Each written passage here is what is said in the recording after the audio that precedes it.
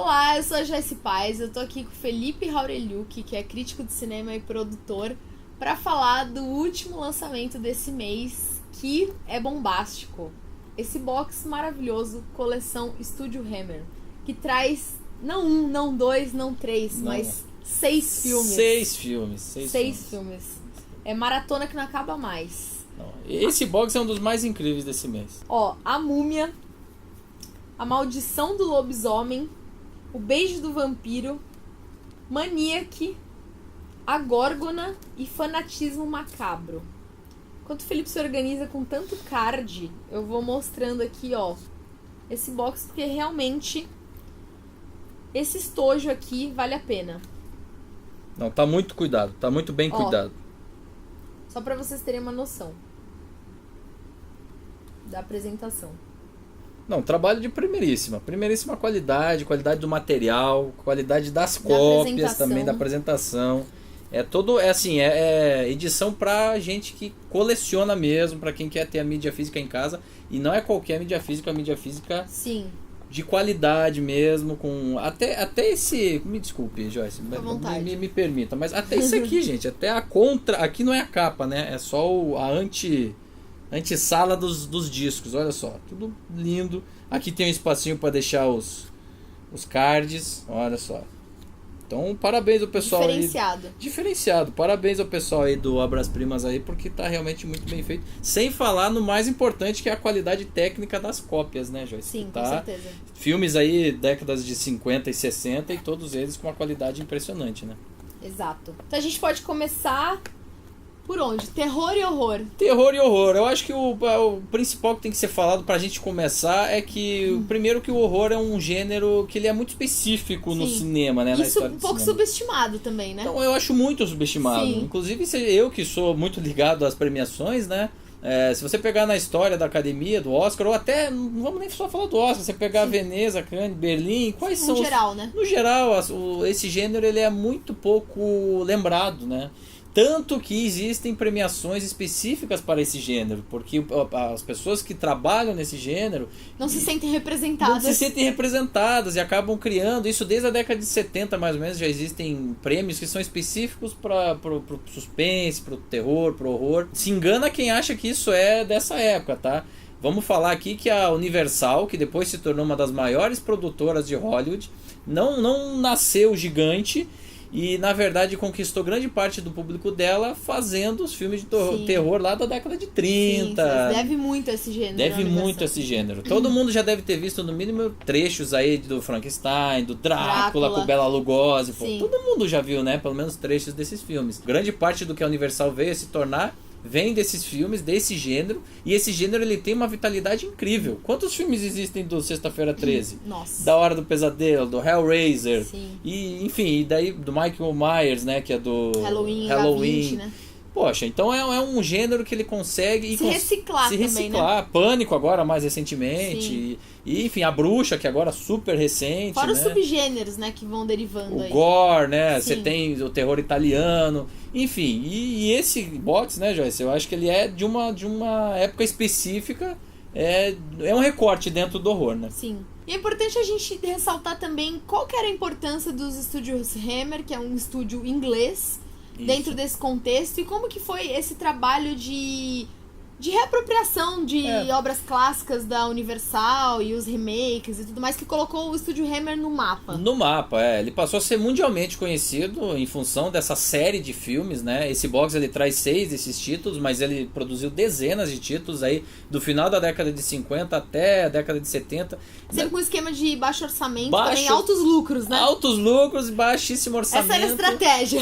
Exatamente, mas aqui vamos pensar, final da década de 50 você tinha os grandes estúdios de Hollywood fazendo mega produções musicais incríveis, A Volta ao Mundo em 80 Dias, Os 10 Mandamentos, que é aquela coisa... megalomaníaco, aquela coisa toda. Na Europa você já estava começando a ter as vanguardas, que aí já era uma visão diferente do cinema, um tratamento estético e artístico diferente, né, do que eram os filmes. E os estúdios Hammer, eles nasceram na Inglaterra. A princípio não era para ser especificamente de horror, eles iriam produzir filmes de diversos gêneros, mas deu muito certo. Os primeiros filmes já revelaram que o público estava carente disso. né? Então ele abraçou de uma forma excepcional todos esses filmes e ele passou a se apropriar de lendas que são muito comuns na história do gênero. Então, é lobisomem, é vampiro, é múmia. E aí você falou muito bem, né? Citou os filmes da Universal. Alguns dos principais filmes são Frankenstein, são o Drácula e é a Múmia.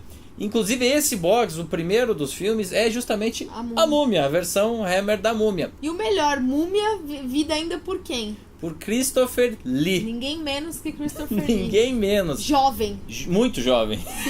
Quase irreconhecível. Se você não fala, talvez você não reconheça. E eles conseguiram a autorização da Universal para utilizar dessas lendas, né? Sim.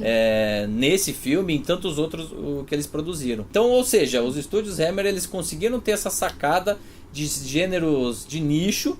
Agora, não foi só uma sacada de conseguir ver que era uma demanda reprimida. Eles também vieram com um tipo de cinema, com um tipo de história, com um tipo de filme que não era comum na época e era de baixo orçamento, como você falou, então o lucro era estrondoso. Era tão bom o lucro que distribuidoras lá dos Estados Unidos compravam os direitos para distribuir mundialmente. Então, nesses 10, 15 anos aí de auge do horror nos estúdios Hammer, eles conseguiram fazer uma boa quantidade de dinheiro com esses filmes aí. Inclusive para desconstruir um pouco essa ideia de que filmes de terror e horror são feitos meio nas coxas ou com pouco cuidado por serem filmes de baixo orçamento e tudo mais. Esses filmes revelaram muitos atores e atrizes que fizeram filmes com diretores consagradíssimos, grandiosos. A própria Yvonne Furneaux, ela fez o A Dolce Vita com o Fellini. Sim. Então o Christopher Lee, o Fanatismo Macabro, traz o Donald Sutherland num dos primeiros filmes da carreira dele. Então o próprio Christopher Lee tem uma série de atores que viriam a ser super consagrados e respeitados e que tiveram um pouco o começo da sua carreira e uma parte fundamental nessa trajetória da Hammer, foram catapultados mesmo, né? Em função de por esse boom, né, do esse boom. E eu diria mais o seguinte, eu acho que quem acha que os filmes de horror são menores ou menos importantes por não terem grandes orçamentos, na verdade está pensando errado. Eu acho que o melhor raciocínio é como que eu, com pouco orçamento, consigo instigar o meu público melhor. E eu acho que o horror, por ter essa limitação histórica de orçamento, de acesso aos grandes recursos, as grandes fontes de recurso, sabe lidar muito bem com isso. Tanto que você vê por fóruns na internet que a quantidade de grupos específicos de horror, de gente que estuda e assiste horror, é imensa, é muito maior do que, sei lá, do que drama, né? Porque drama, primeiro, que é um espectro muito maior e merece mais atenção da crítica com o passar dos tempos, né? E em que você falou de estudiosos, e esse box traz 80 minutos de extras com estudiosos, assim, historiadores que comentam. A coisa é bem profunda mesmo, não tem nada de superficial. Discutindo a parte histórica mesmo, né? Verossimilhança, construção de cenários, de figurinos, traz entrevista com as figurinistas, com o elenco, diretores, enfim. Tem toda uma abordagem específica, inclusive pessoas que estudam justamente o cinema de horror, são especialistas nisso. Então eles comentam a maioria das obras aqui, então é legal ter esse olhar também, né? De quem dedica sua vida a estudar um cinema de gênero, né? Até porque a gente já tem quase meio século de lançamento desses filmes, né? Então o mundo era completamente diferente, né? E a gente já é capaz de olhar em perspectiva, né? Sem dúvida. Pra poder analisar. Mas então o que a gente pode destacar como grande diferencial dessas obras, dessa seleta de obras aqui do Estúdio Hammer? Do Estúdio Hammer. Olha, eu acho que tem, como qualquer seleta, né, de títulos, óbvio que eles têm diferenças entre si. Agora, as grandes semelhanças que eu poderia colocar é o seguinte, e que na verdade eram questões que eram até, eu não vou dizer revolucionárias, mas eram um pouquinho à frente do seu tempo. Um pouco ousadas. Um pouco ousadas. Obrigado, Joyce. Eu acho que o melhor termo é esse mesmo. Um pouco ousadas. Seria, primeiro, eles têm todos esses títulos. Ao longo dos títulos você tem o uso do terror psicológico bastante acentuado, né? Que é algo que não... Se você vai assistir hoje, né, o Drácula lá do Bela Lugosi, o Frankenstein, tem um pouco disso, mas não é tudo mais literal, né? Tudo mais explícito. Exatamente. Nesses títulos aqui você já tem um uso do terror psicológico de uma forma muito mais avançada. Do subentendido, né? Do não dito. Do não dito. Do não visto. Do não visto, né? E aí você como espectador, acaba imaginando certas coisas. Inclusive a cena de abertura do Maniac é terrível, né? Terrível. E, na verdade, eu acho que é uma das melhores sequências para exemplificar isso que a gente está falando. Então, isso é uma coisa. Outra coisa é que você tem o uso da cor de forma exagerada, até para você realçar sangue, né? Sangue é da cor vermelha, e a gente sabe pela psicologia das cores que o vermelho é a cor que mais chama a atenção. Sim. Nós estamos numa poltrona vermelha, né? Que é o box aqui é vermelho. Sim. E não é à toa. A cor nesses filmes aí, e isso numa época que o Hollywood usava muito Technicolor e abusava das cores. Já era mais realçado. Eles usavam muito para poder reforçar o sangue e todas as situações relacionadas ao horror. E também tem um terceiro elemento aí que eu acho que não tem como a gente deixar de falar, que é o uso da sensualidade. Lógico, hoje, Joyce, se você for ver os filmes de hoje, isso aqui pode parecer bobinho, né? Mas pro final da década de 50, década de 60, você ter... É um período pré-Nova Hollywood. Pré-Nova Hollywood, exatamente. Então eles estavam ali, a exploração do corpo feminino, principalmente, né? Da forma como é feito, já era ousado, né? As vanguardas europeias ainda não tinham chegado lá e mostrado o nu, né, pro grande público. Então você tem essa exploração da sensualidade, é algo que é notável nesses filmes e que seria, assim, usado de forma até cansativa depois, né? Se você pega esses serial killers da década de 80, o Jason, ele sempre corre atrás de uma mulher pelada, né? Sim. Ou o Freddy Krueger, é sempre uma menina pelada ou semi-nua que tá ali. Virou um mapinha, né? O esquema do filme, assim. Exatamente, e você vê muito disso nesses filmes, sabe? Então eu acho que é a junção dessas lendas já consagradas do horror, o uso da cor. Você tá lidando com o imaginário coletivo que já acessou essas histórias em algum momento, né? Exatamente. Já é amigável, né? Aquele universo pro público. E quem gosta muito, né? Quem é muito apegado às questões do horror, sempre gosta de ter essas referências citadas. Então você tem isso. E mais essas questões que são mais progressistas do ponto de vista da narrativa, ou seja, sensualidade, cor, terror psicológico, drama psicológico, você tem aí um combustível muito interessante para todos os filmes. Eu acho que todos os filmes dessa caixa trazem isso. Lembrando que a Hammer fez vários outros filmes ao longo desse período, e alguns desses filmes são muito pouco conhecidos aqui, de muito difícil acesso. Então, muito legal que esses filmes tenham vindo à tona. Por exemplo, a Górgona é muito difícil de você achar, sabe? E é até um filme que eu acho de todos aí... Destoa um pouco. Destoa um pouquinho. Porque você não tem tanto uso da sensualidade, você não tem tanto uso do terror psicológico, é mais um drama até. De certa forma, assim, lógico, continua sendo um horror, mas ele pesa mais pro drama. E eu acho que seria o título que mais se destaca aí. Título que inclusive é dirigido pelo Terence Fisher, né? Que é um grande nome dos estúdios Hammer, né? Exatamente. Fez história, né?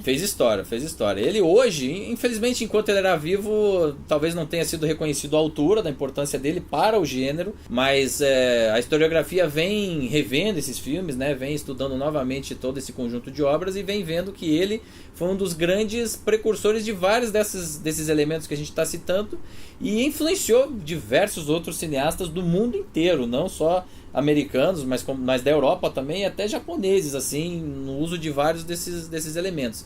De todos os filmes que estão nessa caixa, ele dirigiu 3, né? São 3 os títulos, se não me engano, a Múmia, a Górgona e o Maldição do Lobisomem. Então são 3 títulos aí dos vários que ele dirigiu. E para quem principalmente gosta dessa temática aí do cinema de horror, é muito interessante ver esses trabalhos, porque ele é, sem sombra de dúvidas, um dos diretores mais importantes do gênero de todos os tempos. Então fica aqui a dica, quem gosta de cinema de gênero, terror e horror, vá na fonte. Descubram essas obras, suas particularidades, o que elas trouxeram de novo para o cinema de gênero que vive se reinventando até hoje. A gente tem filmes nesses gêneros que chamam atenção, enfim, que reviram essa fórmula que na maioria das vezes é bem batida, mas que quando ela traz uma abordagem diferenciada, ela acaba chamando a atenção do público, da crítica e tudo mais. E a quantidade de extras aqui ajuda muito a aprender um pouco também, né? Tem análises aqui incríveis, tem membros da equipe original que lembram as experiências de Maniac, um especial sobre a múmia, Por Dentro de A Górgona e Fanatismo Macabro. São muitos extras. E eles fazem umas análises, assim, incríveis, especialistas mesmos, teóricos, que dedicam a vida deles a estudar cinema de gênero, que sabem tudo sobre o Estúdio Hammer, sobre todas essas personalidades que gravitaram aqui na trajetória. Não, e tudo com uma qualidade técnica incrível, né? Isso é algo que sempre o Obras Primas faz questão de ir atrás da fonte boa, de qualidade técnica. São entrevistas que vocês não vão ver em lugar nenhum, basicamente. Realmente. E tudo legendadinho em português, pra quem tem mais dificuldade. Então, assim, gente, aproveitem, principalmente para quem é fã do gênero e que era às vezes um pouco carente, né, dessas obras aqui no Brasil com essa qualidade de tratamento, mas mesmo que você não goste também, é legal ver esse período, esse recorte da história do cinema, que muitas vezes até a gente, né, vamos fazer uma autocrítica, Joyce, às vezes a gente não dá tanta importância a esse gênero e a esse tipo de produção, mas é importantíssimo para a própria história do cinema, então aproveite que esse box está sensacional mesmo. Vale demais a pena essa viagem à produção dos estúdios Hammer. A gente se vê o mês que vem. Obrigada pela companhia mais uma vez. Tchau, tchau. Tchauzinho.